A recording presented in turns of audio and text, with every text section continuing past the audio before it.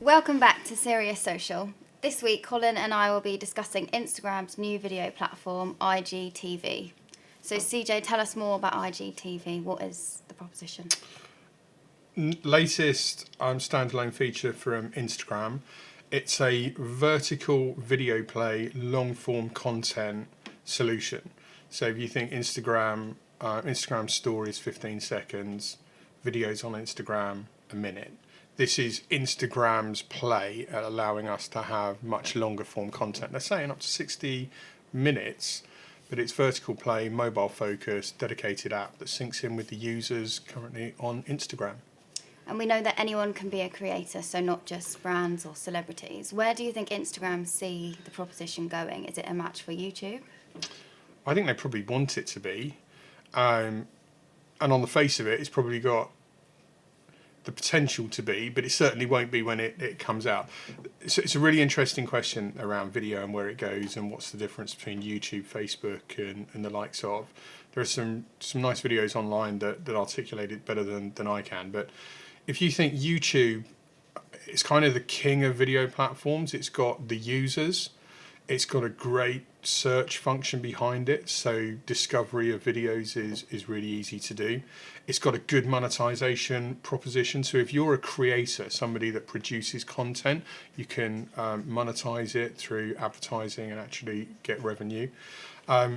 If you think Facebook, yes, they've got monetization of their videos, and as we know, we live and do ourselves, there's a lot of content that gets put into it. But the discovery feature is pretty poor. They don't have search nailed down. You can't go and find a library of footage. And if you look at all of the other social platforms, largely they all fall down in one or two areas: monetization, search, etc.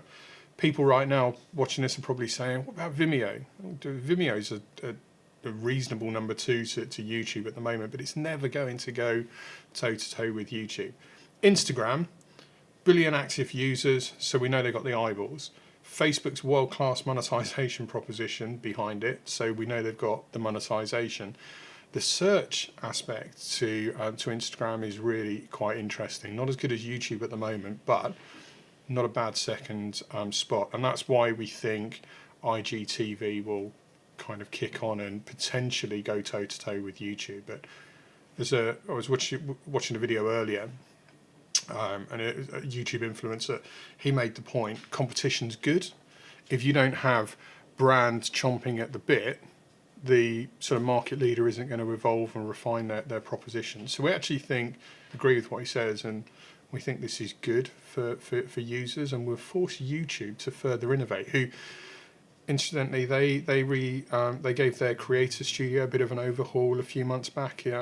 Watchers of Serious Social, if they go back on the hashtag, they'll see we sort of covered this. But the creators play, allowing people to create content, produce content, and publish content and get it monetized. That's where YouTube are kind of king at the moment.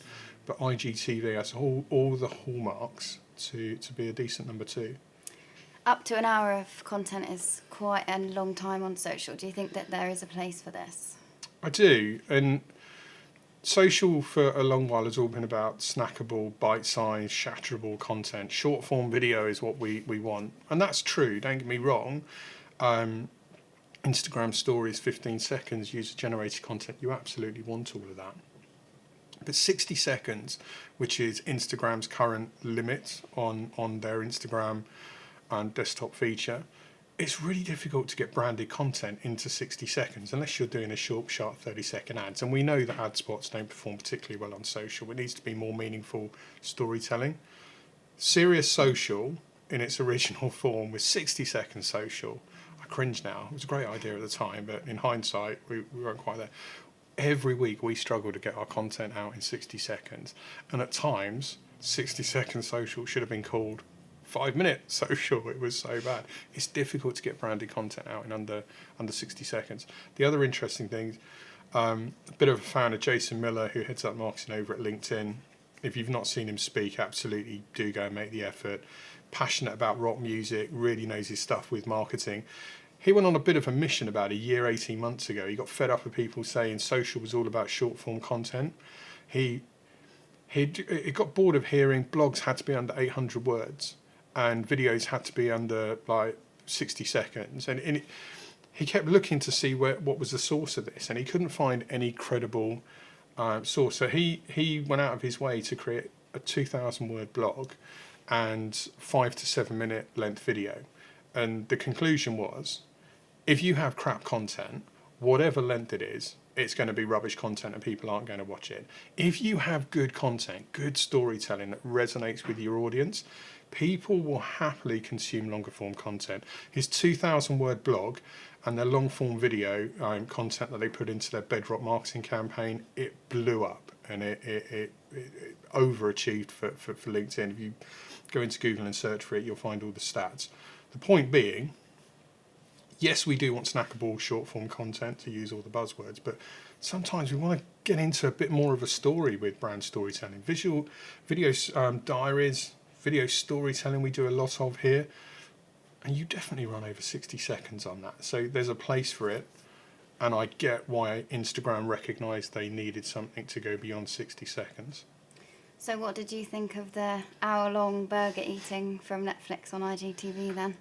I think if you ask anyone at Immediate Future, they would all confirm I'm a bit of a burger connoisseur. I love my burgers. Personally, watching somebody eat a burger for an hour, I sort of struggle with this. I'm not so sure people were turning up to look at the burger, let's just put it that way, and that's probably why the video performed quite well.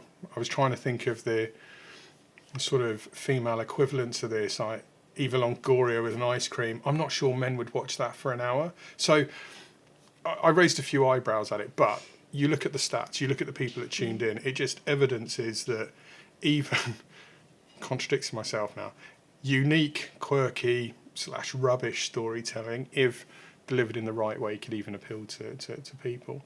But the stats, people watching it, that just shows why Instagram wanted the longer form solution. Mm-hmm.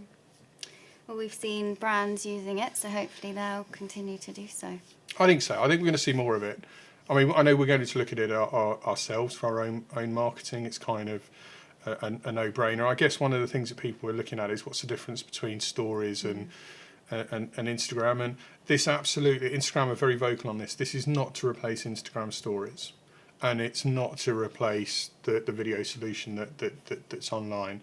It's a dedicated vertical play, long-form video solution. So Instagram themselves see users still using their 15-second stories to do their kind of storytelling, their UGC. I think more of the IGTV is designed at creators and brands, and I think we'll see more people doing it. However, brands still do stories, right, and they perform really well. So it's going to be interesting to see how the two play side by side. We look forward to seeing the verdict. If you do have any questions on IGTV, get in touch with us and we'll get back to you. And if you want to watch our other Serious Social videos, they're all on the hashtag Serious Social or on our website. Thanks for watching.